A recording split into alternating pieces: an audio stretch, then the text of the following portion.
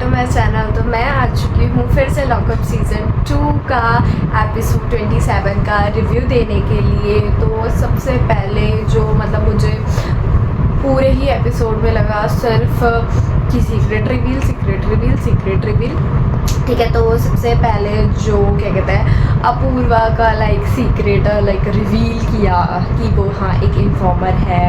And उसने सबके लिए अच्छा बोला। एंड उसने बोला कि उसने शिल्पा एंड श्रेया के लिए ये शो देखा अपने शो के बाद और प्रेस किया काफ़ी, और श्रेया को बोला कि वो टीआरपी है, ठीक है।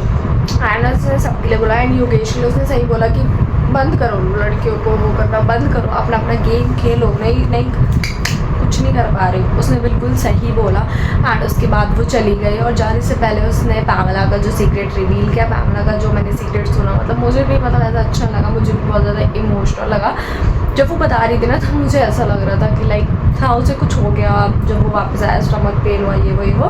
बट जब उसने बताया कि he is cheated on her तो बहुत ज़्यादा बुरा लगा, वो रोई भी। उसके बाद शिवांगी का सीक्रेट मुझे पता बहुत ज़्यादा ही बहुत बुरा लगा, बहुत ही मतलब मुझे रोना आ गया उसके सीक्रेट पे कि पहले तो खाने के लिए कुछ नहीं था, ब्रेड बटर दिया लोगों ने। उसके बाद जो उसके साथ हुआ, उसके मामा ने जो भी उसके साथ किया, जो उसने वो बताया ना, उसने तो मेरी रूह काँप दी। मतलब इतना मतलब उसने बोला ना, एंड उसको हिम्मत आई, और उसकी हिम्मत से क्या पता कितने लोगों को हिम्मत आई होगी। उसके बाद श्रेया बार बार मना कर रही थी। पहले तो श्रेया ने बोल दिया था जाके कि नहीं हाँ चल मेरा डाल दे। क्यों डाल दे जब तुम्हें पता है? तो नहीं बोलना चाहिए ना, पूर्वा कुछ भी कहे तुम्हें नहीं बोलना चाहिए था काशा को कि हाँ मेरा डाल दे। तुम्हें एट द एंड यही कहना चाहिए था कि हाँ तू मेरा मत डाले, और शिल्पा जी को आपको बताना चाहिए था कि मेरी ये प्रॉब्लम है। तो अब उससे ये कहते हैं ना, अगर तूने डाला तो मैं तुरंत डाल दूँगी, ठीक है। उसने ये भी नहीं कहा, ठीक है चलो कोई बात नहीं, उसने डाल भी दिया तो उसने अपना सीक्रेट रिवील भी कर दिया। एट दी एंड एक ना एक दिन सच सामने आता ही है, और वो आ ही गया तो आपके लिए ही बहुत अच्छा है। एंड मैं आप लोगों को बता दूं कि फिनाले जो है वो शूट हो चुका है।